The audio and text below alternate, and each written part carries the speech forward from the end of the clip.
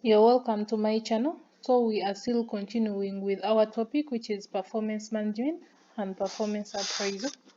We are looking at the methods. Yeah. So the methods of performance appraisal, the fifth method is ranking or comparative method. Here you compare employees against each other.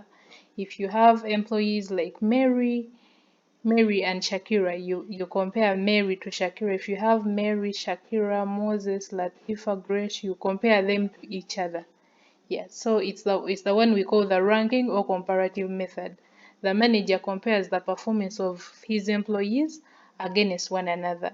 And under the comparative method, we have three methods, which is the individual ranking, the forced distribution, and then the paired ranking. Let's look at each of them. We start with the individual ranking. Here it consists of listing employees from highest to the lowest in a particular quality. Yeah, like maybe for the trait of creativity, you rank the employees from the highest to the lowest. The employee who is more creative and the one who is not creative or who is least creative. Yeah, highest ranking employees, one up to the lowest, like that. That is the individual ranking. You rank the employees from highest to lowest in a particular trait. For example, creativity, quality, timekeeping, smartness, you rank them from highest to lowest. That is the individual ranking. Then the first distribution. The first distribution here, you evaluate employees into a particular classification. For example, you put the high performers in their classification, the high average performer, the low average performer, and then the low performer. Yeah. And that is the first distribution. You classify employees, you evaluate and place them into particular classifications. Then the last one is the paired comparison. The paired comparison, here you compare employees. You compare employees according to a particular trait, according to quality of work, according to quantity of work, creativity. You pair and compare every subordinate. This method became unwieldy when large numbers are being compared. It's mainly for small organizations, because if you have an organization with like 2,000 employees, there is no way you can start comparing each employee to each other because they are very many. But if you have like 5, 6, 10 employees, you can compare them to each other. Yeah, an example, for example, for the trait of quality of work, you you list the names of the employees.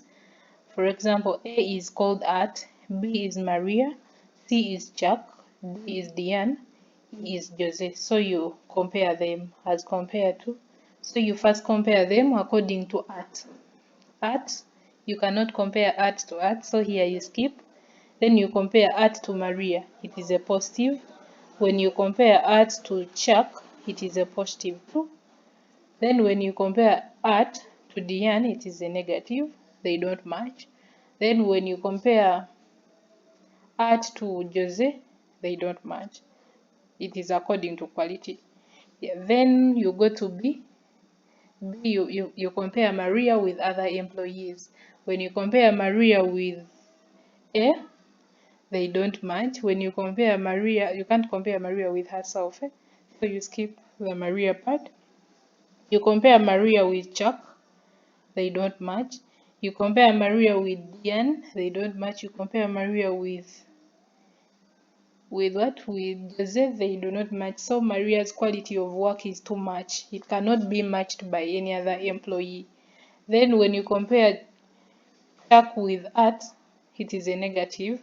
When you compare Chuck with Maria, it is a positive. When you compare Chuck, you can't compare Chuck with himself.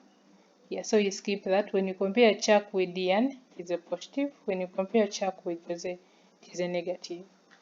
Then you compare Diane with Art, it is a positive.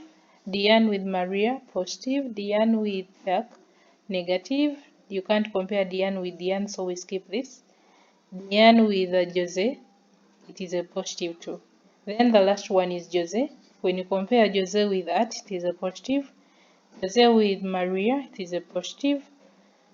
Jose with Chuck, it is a positive. Jose with Diane, negative. You can't compare Jose to himself, so you skip this.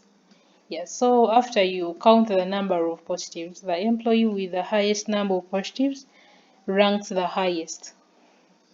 Yeah, or the best employee, and Maria is the best with 1, 2, 3, 4, with 4 positives out of 5. Yeah, so Maria ranks the highest here. Yeah, and that is the ranking or comparative method, where we have the in-video ranking, the force distribution, and paired ranking. Thanks for watching. Don't forget to join and become a member of the Niche Academy by tapping on that blue button there, and subscribe to any subscription that you would love to.